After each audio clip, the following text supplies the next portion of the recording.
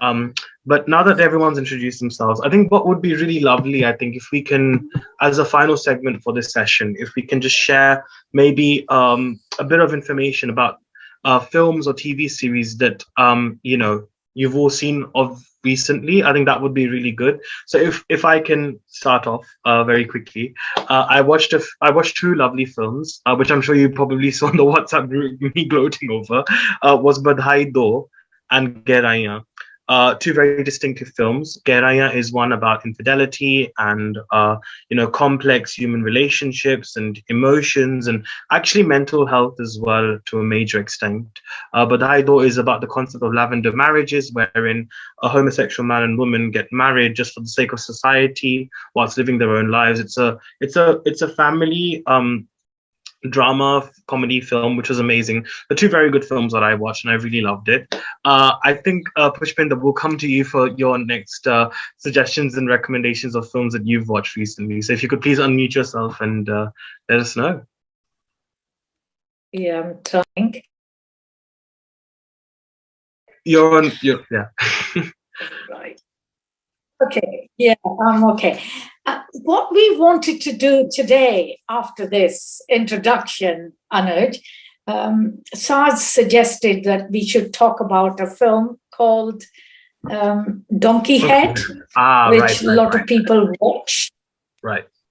So that would be interesting. But Gerhaya I definitely watched.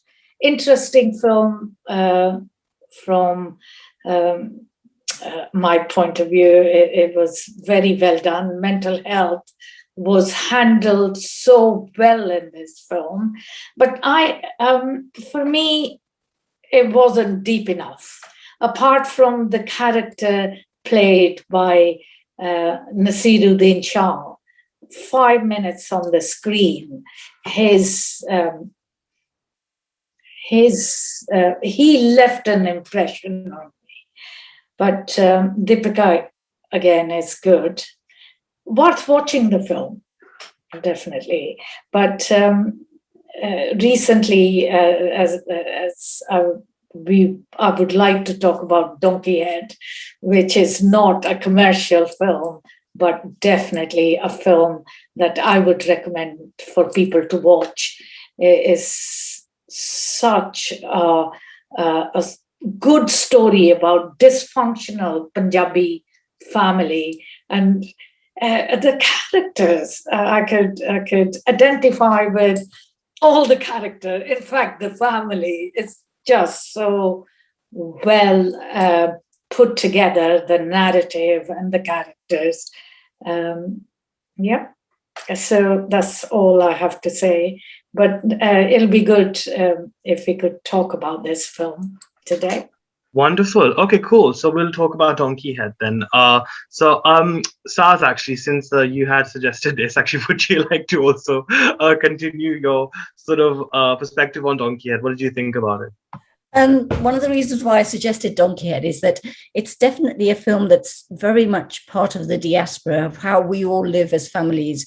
And there is always going to be one person who ends up being the caregiver and older siblings or younger siblings who resent that, because there's always that resentment that goes on.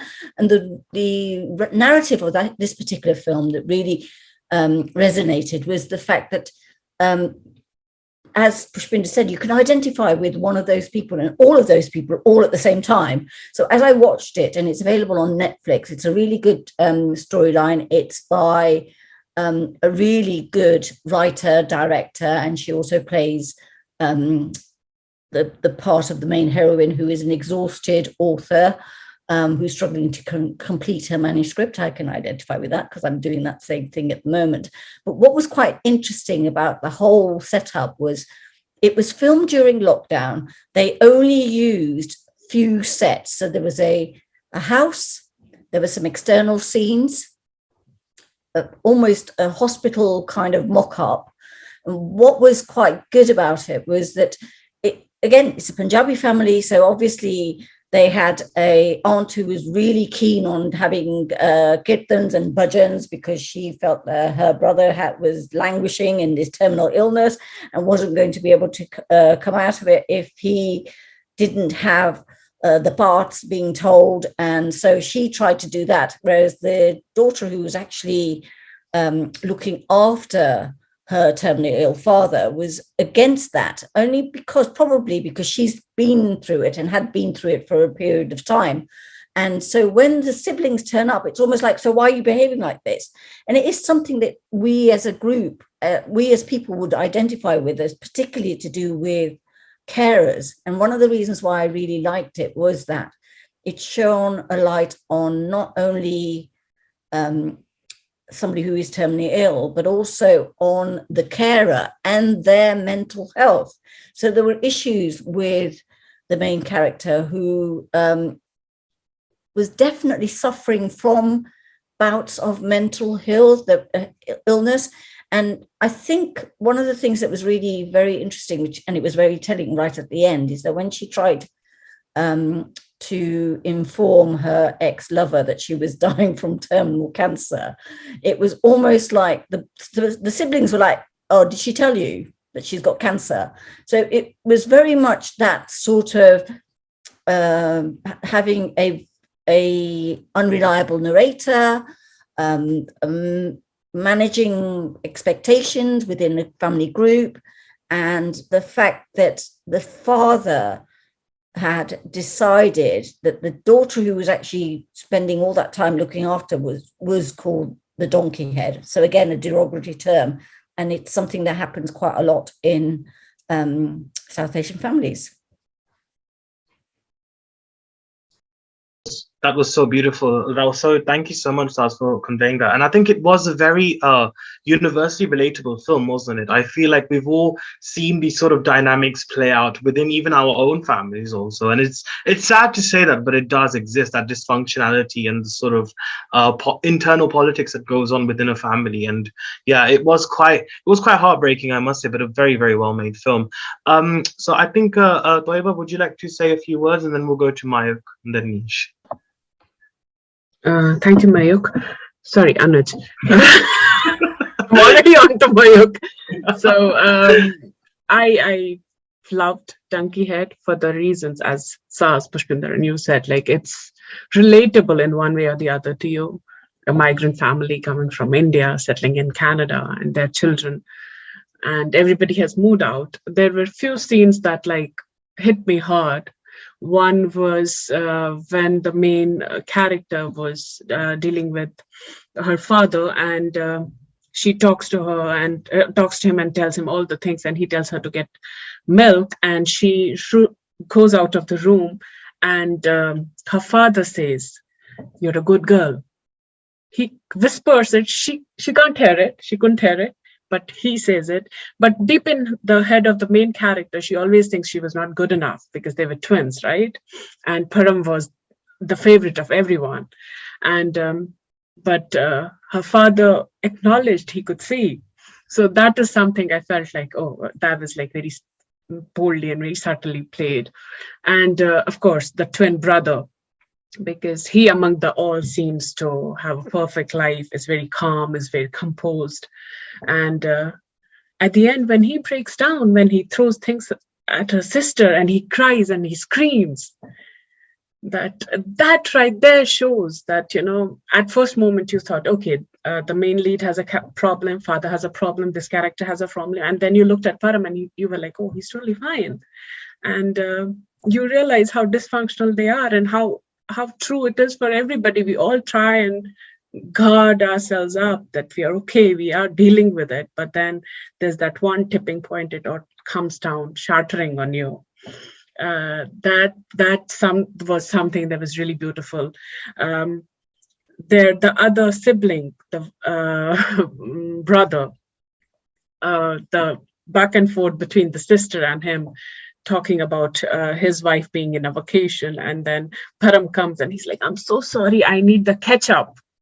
You know, that's something that's happened with us all when you try and have a serious conversation, someone just barges in, kind of like not having any privacy, that kind of a thing. So it was relatable. I definitely loved it. It was very tight. You didn't feel like anywhere throughout the film that, you know, oh, I'm getting bored. I would have definitely liked an end more stronger than I felt like the last few minutes were just wrapped up where they just showed, okay, bye, and they sold it off and they went off. But I guess that was deliberate. Still thinking about it. And apart from that, I watched Afterlife, not anything South Asian, but I really loved it. I'm a big fan of Ricky Gervais, and I totally loved it. If anybody wants to watch something that's light, but then makes you sob at the end, you might want to watch that. But Donkey Head definitely, yes. Those of you who haven't watched it, please go ahead and watch it, and I'm sure you'll love it. Thank you so much, Anuj.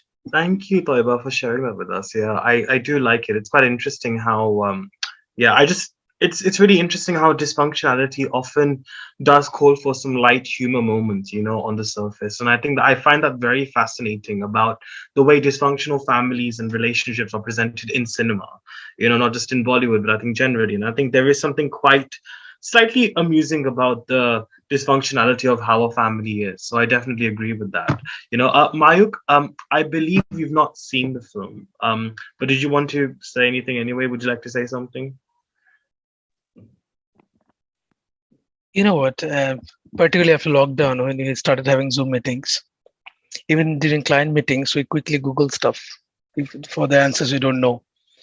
I tried doing the same thing, and then I realized that I cannot do that thing with an art piece. So I think that's the difference. I'll rather not, even though I've heard stuff from Saz and Toiba already, but I'd rather keep it until I watch it. Definitely enough inspiration from those who have watched for me to watch it. All right. That's understandable. But thank you so much. But yeah, definitely do watch it. It's lovely. It's on Netflix as well. So you do get a chance to watch it. Yes, Meena, I'd like to come to you. Would you like to say a few words? So Tony's headed off because we actually have to go somewhere. So we are going to be saying goodbye. But so I actually suggested the film on the group, and I watched it, and I said to Tony, do you think I should put this on the group? Because I wasn't actually really sure how it would be received. And I hadn't at that point actually ever put anything on the group. And he said, no, I really think you should, because we watched it together. And I was blown away with the movie. Like you say, it's not a big budget Bollywood movie. It was made during lockdown, very, very simple set, very simple characters. And you've all touched on the points, about the mental health and the breakdown, the caring and everything. But for me, one of the things that really stood out was the fact that even as a child, I was aware of people in my family being gay, but nobody would address it. Everybody, you always had that auntie saying, oh, when are you going to get married? So when can I get my sari? And yet we all knew deep inside that actually this person's never going to get married because they are gay. But it was always that persona of keeping the pretense up within the family to look good, to, pretend it's not there, be calm and connected. And that whole breakdown that he does with his sister was like, yes, finally, it's come out in the open. And the tragedy of all this is that we are now in 2022, and I'm still aware of families that hide it, and the impact that this has on young children. I personally know somebody who lost their son, committed suicide, at the age of 21, because they couldn't handle their parents not being able to accept who they were and how they wanted to live their lives. And it's so sad for me to have that be still happening in 2022, where we think we should really be moving on. And the fact that we're now being able to touch on this subject now with other films. I mean, one of the other films that I really liked was Chandigarh Ki Aashki, although that was more gender related as opposed to gay. It's the fact that, yes, now we're starting to tackle these subjects. Now we're getting it to being more acceptable in the mainstream that these things happen. I mean, I had a very interesting conversation with one of Tony's cousins who actually was against this coming. and they was like, no, these people still should be hidden. They shouldn't be brought up. But they don't understand that people are born like that, that they don't choose to have that lifestyle, but they are born like that, that you're born a girl, but actually you feel that you're a boy, or you're born a boy, but actually you are a girl. And the fact that you've got to have this operation, you know, this major operation, which is in itself mentally challenging as well as physical, you know, it's still, people don't accept it. And for me, that's one of the big things. So yeah, I'm glad that you all saw it. And if you don't get a chance, you know, if you haven't had a chance to see it, you must see it. It really does bring up a lot of subjects that we can all at some point, you know, relate to. I'm so glad you mentioned Chandigarh Ke Aashki, because that's another one that's worth actually seeing as a film, because it does honestly talk about how transgender people and how they feel, and how it's been beautifully made. So very beautifully book. Very beautifully book. Yes, definitely. Two very lovely films. And, you know, actually, sorry, Meena, just to also add on to what you said about the whole stigma of homosexuality in society. Again, that's exactly why I love Badhai Do, because you see all these films that we're watching, you know, whether it is Donkey Head, whether it is Gehraiyan, whether it is Badhai Do, I feel like it's wonderful that we're seeing films nowadays destigmatizing such subjects and normalizing the conversations, which is so much the need of the hour now. You know, and I think, Nish, I'm going to ask a question to you actually about how important it is actually for you as a viewer to see films like Donkey Head, which address so many issues, but in such a natural and organic way. What does it mean for you as a viewer? Oh, for me, those kind of raw, ordinary looking visuals are what I always go for. Like, for me, I guess I've grown up watching stuff like EastEnders and that less polished aesthetic. So for me, that's why I like British films. That's why I like films like Donkey Head. And I hope if Mira's still here, like, if she hadn't recommended Donkey Head, I wouldn't have watched it. I wouldn't have known about it. So I'm really, really glad that she did put it in the group. And I think my reflections on the film, I feel a bit overwhelmed, because everybody's analyses are just kind of really making me think so much at the moment. But sort of on the similar parallel sort of path around the stigma of homophobia in Asian families, similarly but differently, I think one of the things that two things struck me whilst watching that film was the power that still continues to dominate in families from those who earn financially more money. Like, we don't see each other just as equals members of families. Like, the one that's most educated and or earns more, their opinion always seems to have a lot more weight. And I'm quite interested in the power dynamic that money brings to the table, not just in that particular film, but, you know, conversations in general that we tend to have. And I think the other thing that I don't have any particular conclusion to the observation or anything, but in Donkey Head, I was a little bit aware of how the deceased mother had no mention. I just thought it was interesting how, like, that feminine kind of energy was just absent. And I don't know what that was about, to be honest. I don't know if it was irrelevant, or I don't know if it was just not a part of the story. I don't know what that was about, but it was something that struck out to me. Yeah, I'm not really sure what else I want to say. Her picture was there. Her picture was there. Yeah. They kept looking at the picture, and it was almost an affirmation that she's still around, and we still have to acknowledge that she was a part of the family. But you're right. Yeah, they didn't mention it. Maybe it was like a reflection of the importance of patriarchy in Asian families as well. Like, oh, mom was around, but perhaps not that dominant matriarch in the family, maybe. I don't know. I literally have no idea what that was about, but she was very much a background. Yeah. Yeah. Good Yeah. point. Very, very wonderful points that you raised there.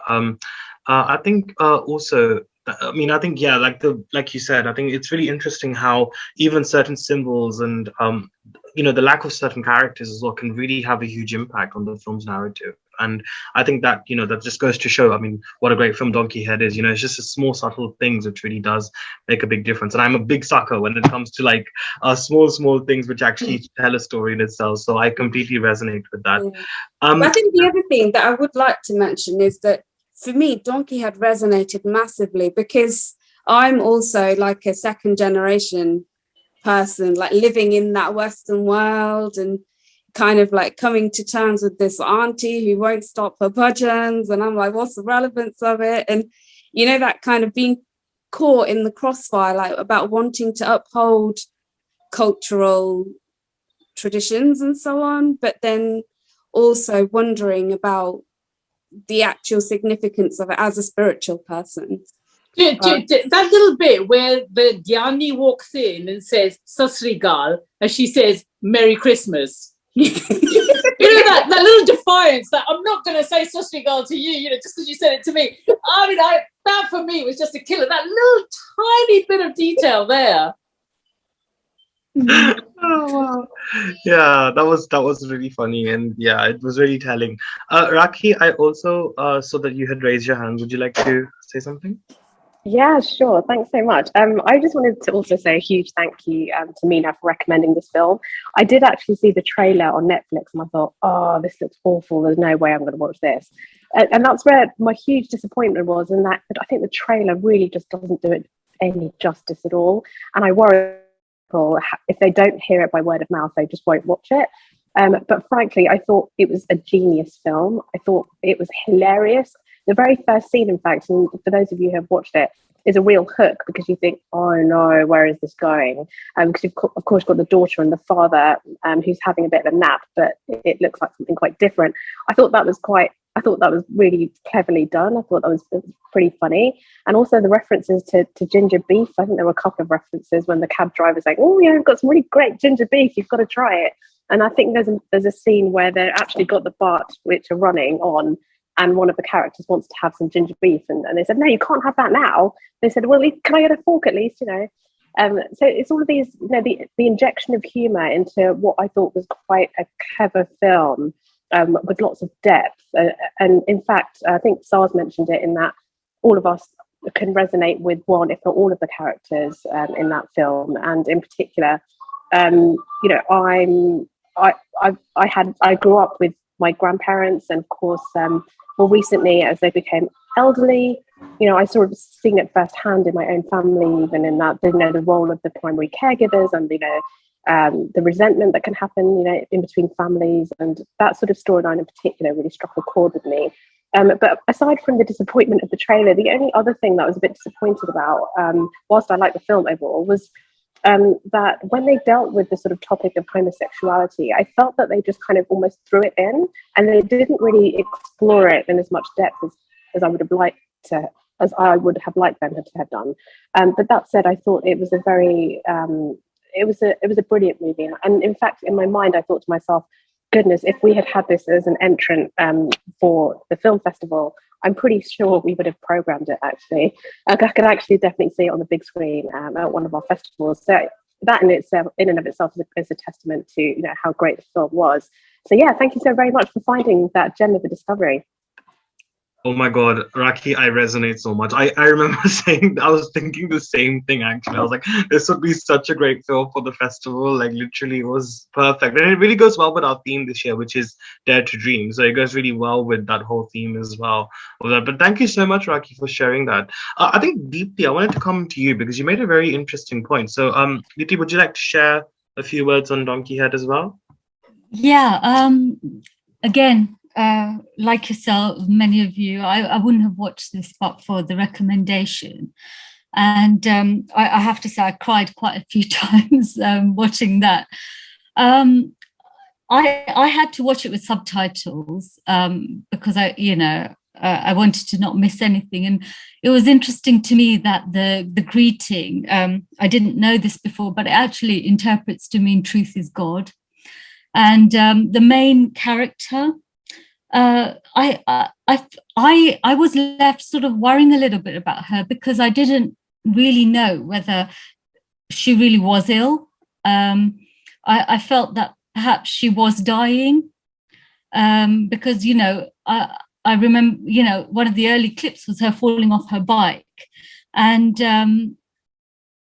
yeah, it was just, I felt that she was like she was the hero, you know, she had the compassion, she had the empathy, she looked after her dad. And,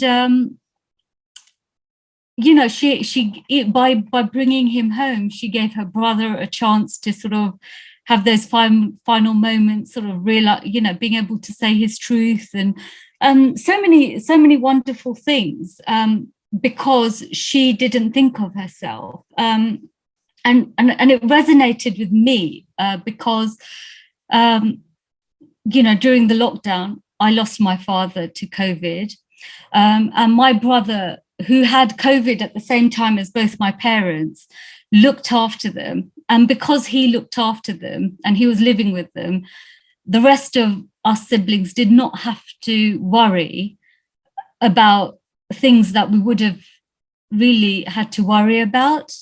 And right to the end, I mean, his behavior could not have been more impeccable. You know, he made everything possible remotely that, you know, could have been made possible. And I fully recognize that this doesn't happen without a tremendous sacrifice on the part of the person who is there and caring. And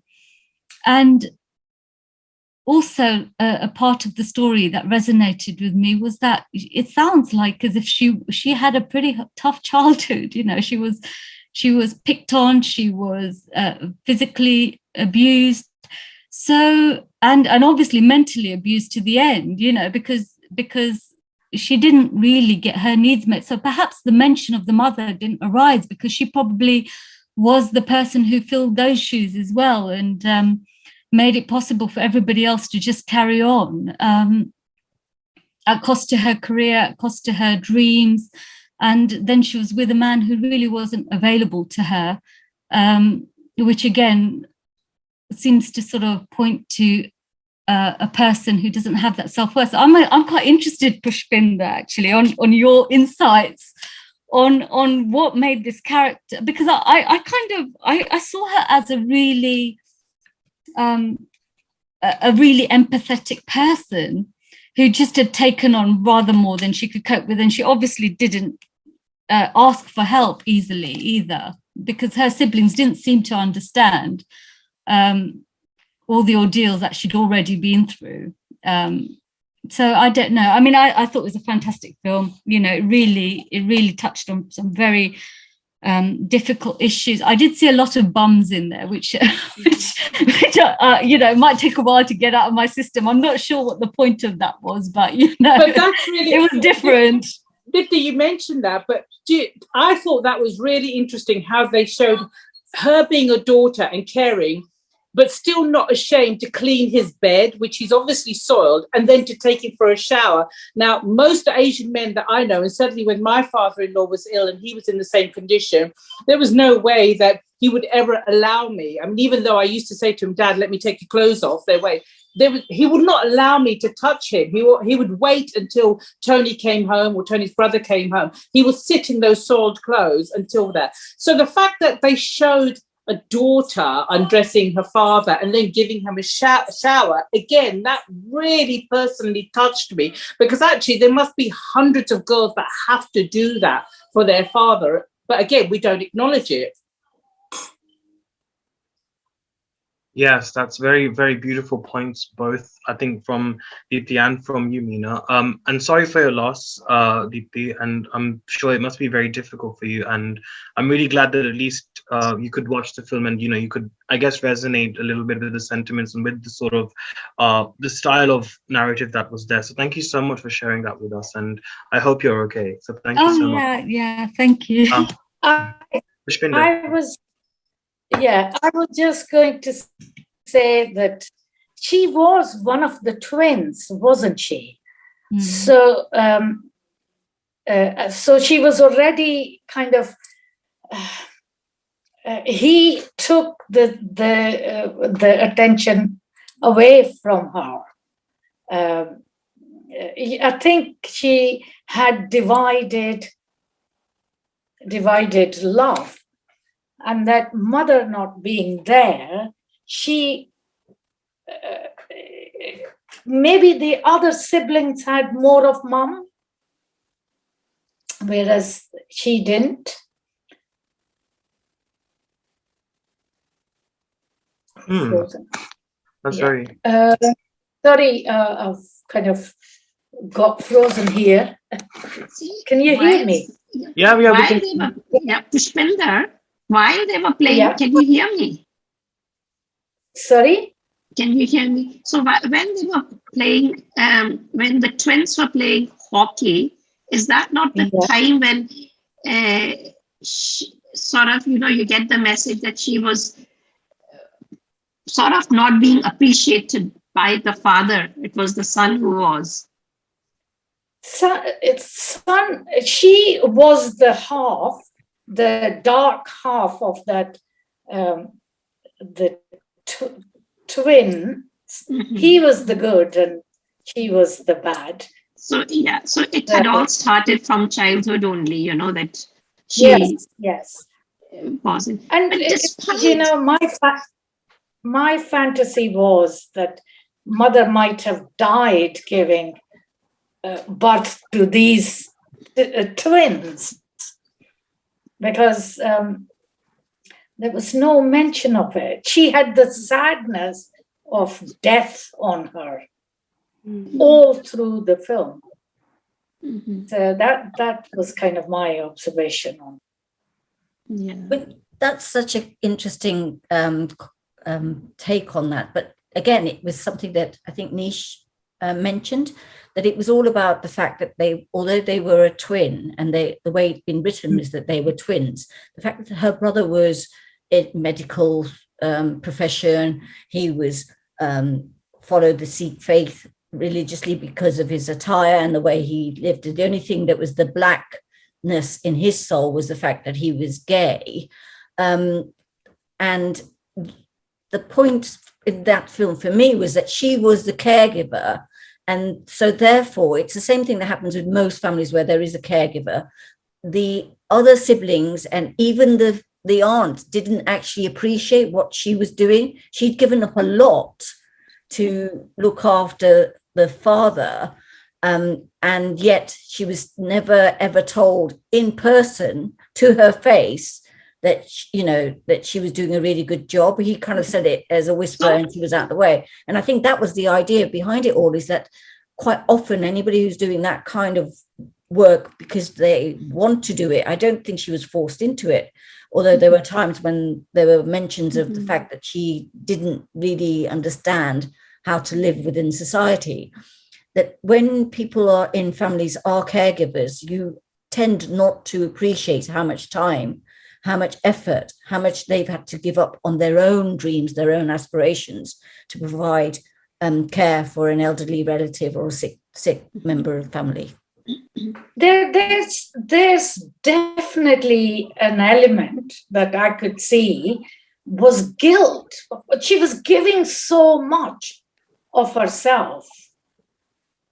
And obviously she's picking up that from the family.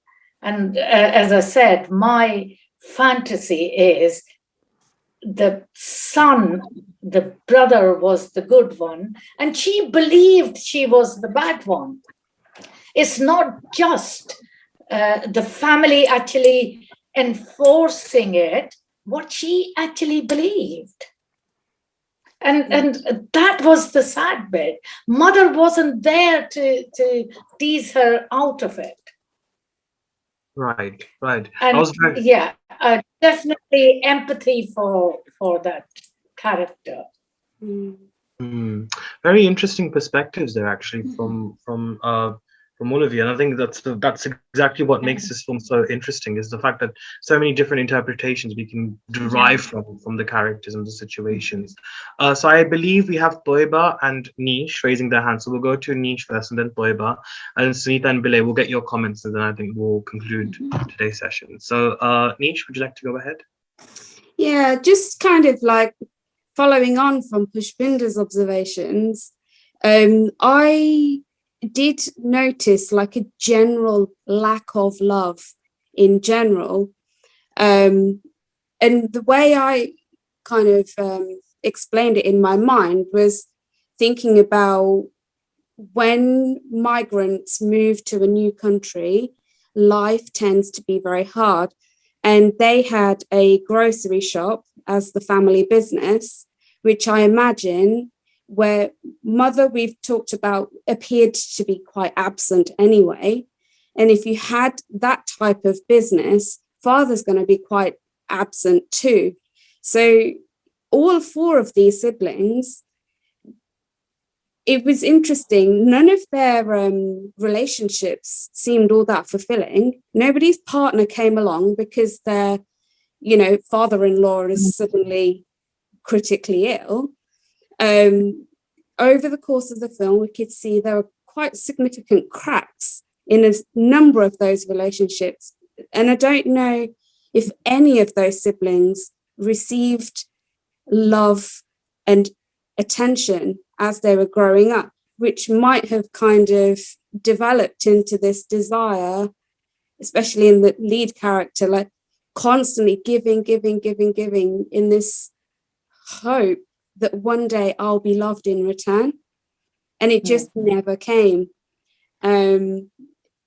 It was, but we have to think about the sort of economic situation that might have fed into that in the first place, because of the migration dynamic of it. That's the point I wanted to make, basically.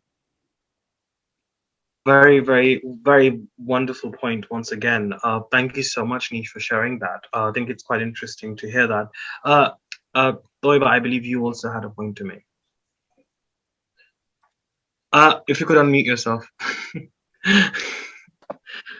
Sorry about that. Just two quick points. One is we all of us saw that the main character was a little unappreciated by her siblings, and when they're talking about you could sell the house, and then she pauses and she says, "What about me?" And they say, "Oh well, you're gonna move out, buy a new place." And her sister then goes on saying, "Maybe get a real job." And she says, "I'm a writer." She says, "Yeah, but get a real job." And she says, "I'm a writer." And she says, "Well, do something that gets you money." So that's something that I thought was like, she wasn't appreciated with it. And then when she starts talking about that, how she took care of the dad and when they were away, and all of them come to her and say, "Did we tell you to take care of him?" So the mother part of that, maybe she started becoming the mother. And they just raised up their hands and said that we didn't tell you to take care of him. You did it yourself. It was your choice. Yeah, very interesting. That's so true. I think I think that's literally every writer's struggle. Whenever we say that we've got a job, people are like, "But what's your actual job?" And it's like, writing is the job. Sorry, I'm not a lawyer. Sorry, I'm not an accountant. But yeah, I totally resonate. Yes, Meena, you raised your hand, and then we'll go to Sunita and then Bilay. The other point that I just wanted to raise was about the will, and how we have this secret going on in families. So we touched on the fact that everybody seems to know there's a gay in the family also, but there's all this thing about, again, the father being ill, but secretly he's already done the will, and the will is going to the perfect son, the one who's followed the education, followed the thing. And then, of course, when it's revealed and it's all chaos breaks loose, because, it's all like, well, I looked after him. Where's mine? Who's looking after me? you know. And again, I thought it was beautifully done and very subtly done, and exposing that actually this also is something that goes on in literally every single Indian family, where you have a loss of a parent and then all hell breaks loose, because actually no one's openly had that discussion about, well, when I go, this is what's going to happen, you know, this is what I intend to give, this is what. We don't have that conversation in Indian families whatsoever. So when you get the reading of the will, it's a real shock. And I thought that was beautifully done in the film as well. Yeah, definitely. I mean, there's so many conversations that the film picks up, which makes us really introspect on our own family dynamics, you know. And I think that just goes to show how true and you know, real the film is as well. Sunita, I wanted to get your comments. And by the way, Mayuk, very good suggestion of Satyajit Ray's film. So thank you so much for suggesting that. So Sunita, would you like to add anything? So yes, all the folks prior to me have covered so much that I would have liked to say as well. But so I felt that despite having the normal sibling quarrels and all that amongst themselves, there was still, you could see that certain times that they had the unity as well. They had some connections between each other, as you would get from blood relations. For example, I picked up on when the twins are just playing hockey, and straight after that or so, or prior to that, the brother says, so that the father was given only 7 months to live, and there he's gone on to live for 7 years. Yes. So he's trying to give her the confidence that go outside, you know, and see what you can achieve yourself if you can do this, you know. You know, there were a couple of, you know, what I picked up also was it's actually not picked up that what I should not be doing as an auntie is imposing stuff on youngsters, you know, where the funeral stuff is taking place, the part and all. And the other thing was how there is not much difference now between like Indian and Western culture in terms of swearing in the films in front of, you know, older generation. And I think that's just a couple of extras I wanted to add on over here. Thank you. It's really interesting because I remember Bend It Like Beckham. There was this scene where Jess Bamra comes home, and I think she goes, "You're all mad. You're all bloody mad." And then Anupam Kher turns around and goes, "Jasminder, don't use those swearing words at me." Like, so as soon as you mentioned that, it just brought back memories. But it's really interesting how we see that also, that very interesting I guess a fusion, and I wouldn't want to use the word conflict, but I guess that whole fusion of cultures mixing together within the film. And I think that is very telling as well. I think like for us in UK, we've had you know, films like East is East and Bend It Like Beckham, which shows that. So I think it's great for international audiences to have that as well, to have a film like Donkey Head, which actually does amalgamate those two cultures as well. So I definitely love that. Yeah.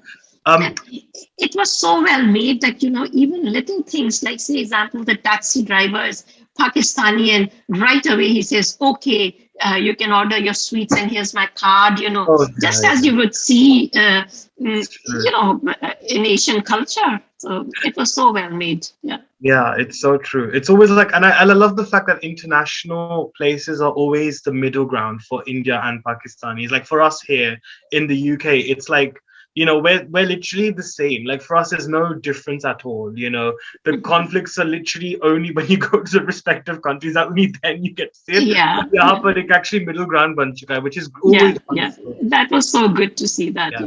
So true. But thank you so much, Sunita.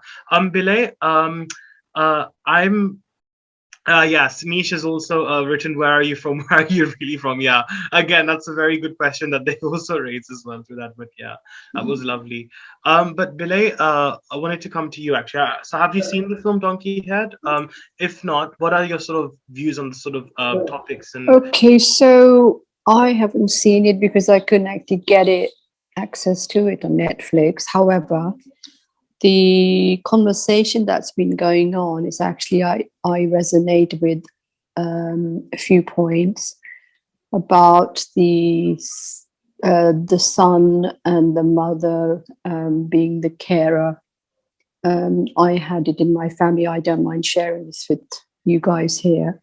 My brother happened to live with my mother, and he eventually also became the main carer for her.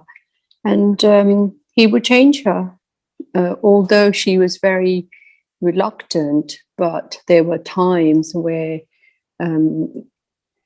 he had the facility to ring me.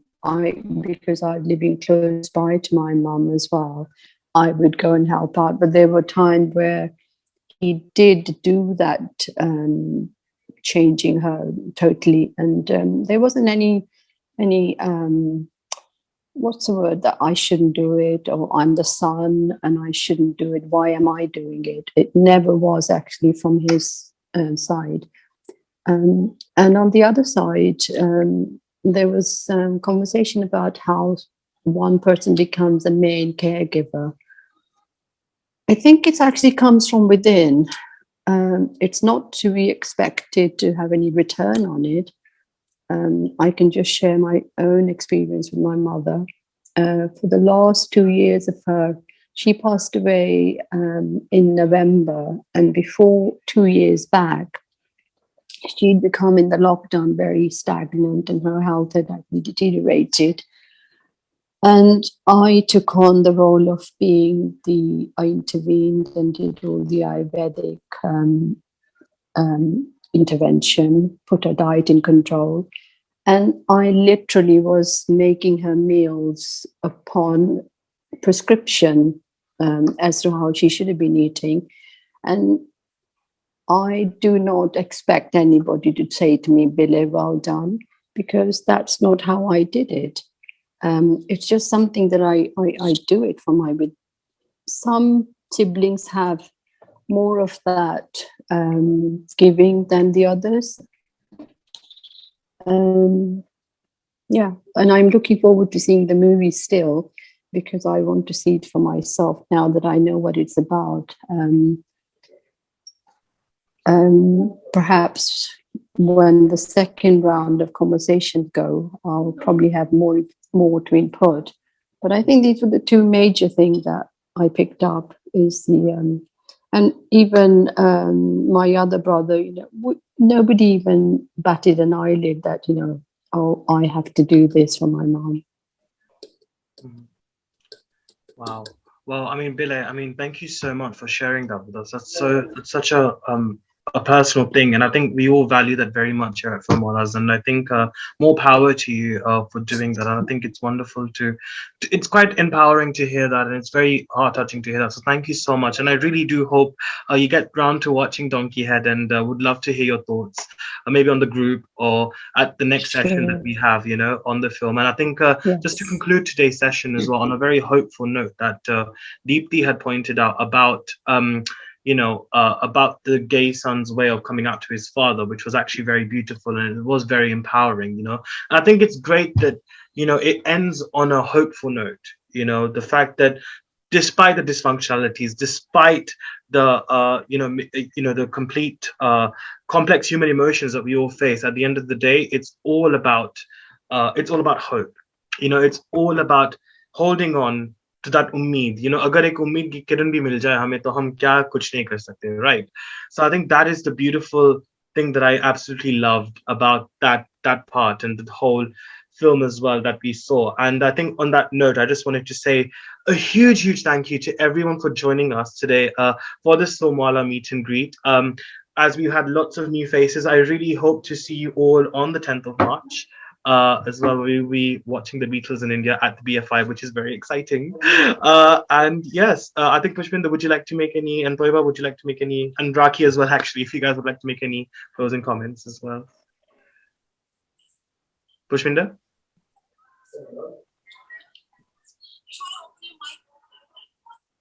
You're on mute. Yeah. Just about saying thank you for joining in on a Sunday. And I hope that everybody who can make it on the 10th of March. It will be a launch for Film Wallahs in person. You'll get to meet people. We've got music, dance, drinks. So please do try and get there. Yeah. Thank you. And thank you, Anuj, as usual, for holding on the fort for us. Thank you so much. Thank you, everybody. Lovely anchor. Lovely anchor. Thank you so much. Thank There's you a reason we have him. It's all a collaborative effort. It's all a collaborative effort. It is always Anuj, you're amazing. Oh my God. No. May please. Yes. It's Thank just you. him. Thank you and bye-bye. Honestly, Anuj, thank you. Thank you, Anuj. Thank Thank you, you. everybody. Take care. Everybody. See you soon. Thank Enjoy the rest of your Sunday. Thank you, Bye. everyone, and happy Valentine's Day in advance, you all. Happy Valentine's